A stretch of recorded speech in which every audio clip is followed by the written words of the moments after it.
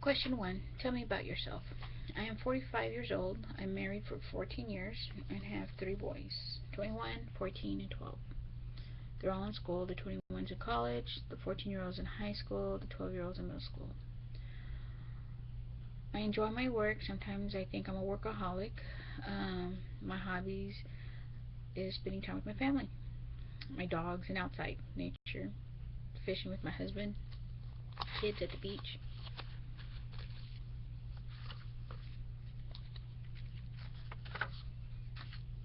Question 2. Tell me about your past work experiences. I have worked for CSL Plasma Company. Started as a cashier, receptionist, excuse me, donor processor, lab tech, phlebotomist, um, quality personnel supervisor, quality personnel again, and then I went to being a phlebotomist, and then I gave my 2 weeks and left. I started in '94, ended in 2010. Then I started with Telecris Plasma Resources in December of 2014, and I'm still there presently. And my position is in OS, is an operations supervisor. Question 3. Describe a time when you worked well on a team. At this time, I was a phlebotomist on the donor floor. When donors would come to the floor, we would stick them. Once they were done with their procedure, we would disconnect them, and the flow would just continue on one by one, one. If I needed help with the stick, I would ask another phlebotomist. They would help me, and vice versa. If they had a problem with the stick, they'd ask me, then I would help them. Teamwork. Question 4. Tell me about a time when you had too many things to do and had to prioritize your task. There was a time when I had a donor record report to do, reclass 2 charts for bottles for destruction. Then at this time, about 5, 6 o'clock in the evening, our production was increasing. So considering what to do first, what to do second, third, and so on and so forth, production always comes first. Then after production was taken care of, then I was able to do my 2 charts to disconnect, to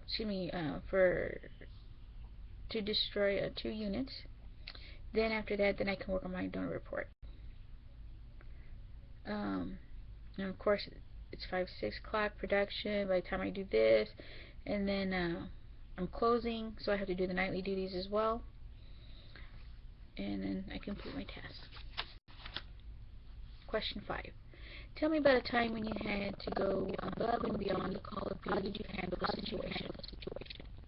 At this time, I was working part-time at a movie theater, and I was in the lobby, and there was some commotion going on, a crowd. I had to go investigate what was going on.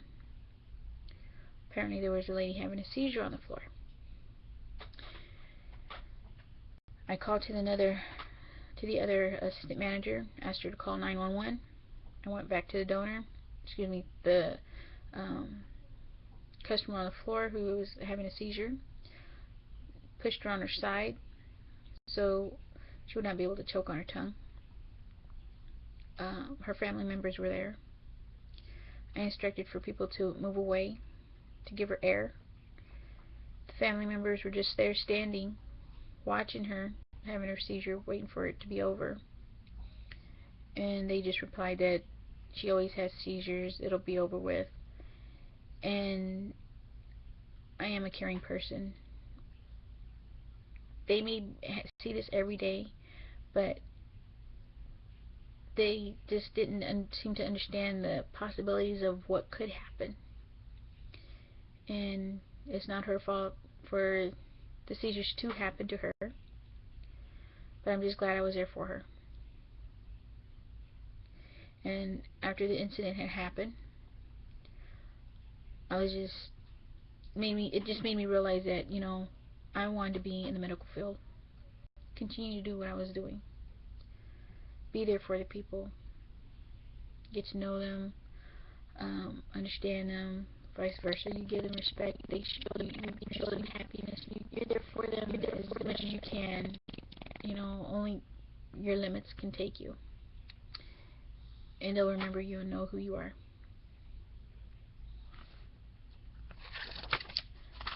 Number 6. Tell me about a time when you worked effectively under pressure. On this day, we were short-staffed. I went to the front, helped them out. We processed the donors, pushed them to the floor so the phlebotomist can stick them. Then once they got busy, I went to the floor. But before I went to the floor, I instructed the person in charge in the front that once they're completed, the people that are cross-trained need to go to the floor so we can have teamwork out there. Get these people taken care of, stuck, disconnected, so we can have more beds. Put more people on the beds, stick them, continue on. Once that was taken care of, I knew the lab was going to get busy as well. Because once all these donors start to come off, they're going to get piled up in the lab, and that's where I went.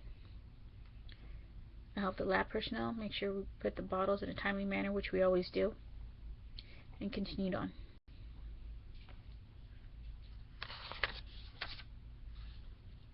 And as people left, I did acknowledge to them and tell them thank you for their help and have a good night. Question number 7. Give me an example of a time when you showed initiative.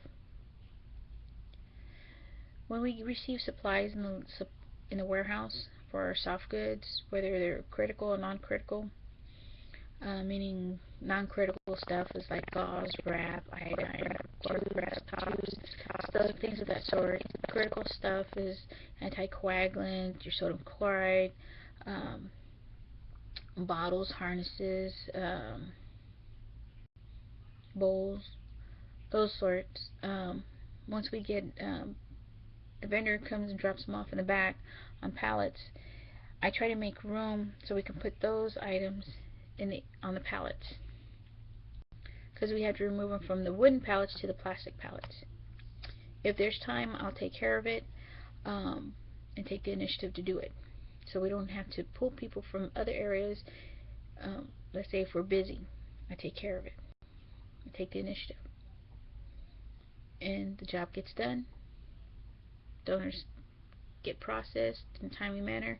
That's the main thing about donating, is their time, in and out, effectively and efficiently. Number 8. Is there anything else you would like us to know about you? I like to be positive. I like to do what I do, and I enjoy my job. If there's people that are negative, I try to be positive with them so I can rub off on them so they can be positive. It works. Sometimes it doesn't, but I'm there. Get to know the donors, get to know the employees, give them respect, they give you respect back. Thank you.